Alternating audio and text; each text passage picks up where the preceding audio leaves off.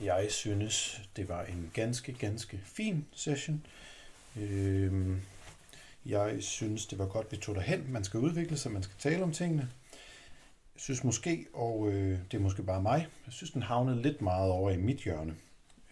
I blev ligesom enige om nogle ting, og jeg blev lidt, hvis jeg nu skal sige, hvordan jeg har det, irriteret over, at hun jo ikke kender mig. Og hun talte til mig, som om jeg var et barn. Og nu ved jeg ikke, om hun også har konsultationer med børn og familie og den slags, men jeg er altså ikke, jeg er altså en voksen mand, ikke?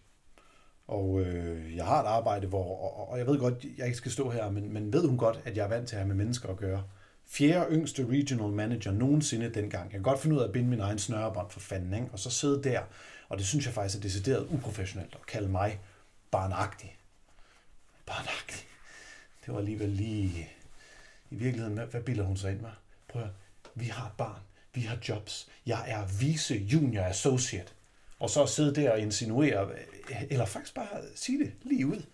Barnagtig. Jeg vil simpelthen ikke være med til det. Det kan jeg godt fortælle dig. Og jeg tager ikke tilbage. Og nu spurgte du, hvordan jeg har det. Nu siger jeg det. Jeg vil simpelthen ikke finde mig i det. Det vil jeg bare ikke.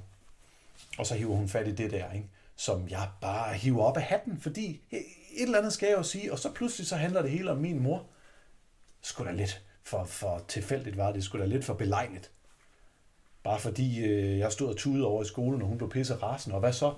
Hvad? Det er cigarpsykologi. Det der.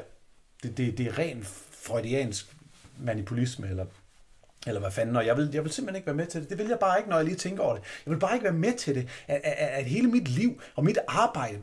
Jeg er vice junior associate. Ikke? Hallo? Ikke? Og så skal jeg pludselig koges ned til et eller andet pattebarn, der står tudet over i skolen, og mor giver en lussing. Og hvad så? Jeg er altså en voksen mand. Jeg er en voksen mand, og det har ikke noget med nu at gøre, det der, skat. Det har det bare ikke. Og at du så sad og blev enig med hende, det forstår jeg simpelthen ikke, fordi mener du virkelig det? Så skulle jeg bruge dig som en eller anden sutteklud, bare fordi jeg har haft en dårlig dag, fordi mor har slået mig. Er det det? Eller hvad? Er det det? Hvad? Fordi jeg er lidt rundt på gulvet efter den her session. Det må jeg bare sige. Jeg er lidt forvirret. Og jeg synes, du skal booke en til. Ja, det synes jeg simpelthen, fordi ved du hvad, det er hendes ansvar. Det må det være. Det må være hendes ansvar at få ryddet op i det her. Det kan ikke passe, at vi skal rende rundt herhjemme og være helt forvirret. Vel? Det kan det simpelthen ikke. Så du booker bare en til, min skat. Det gør du bare.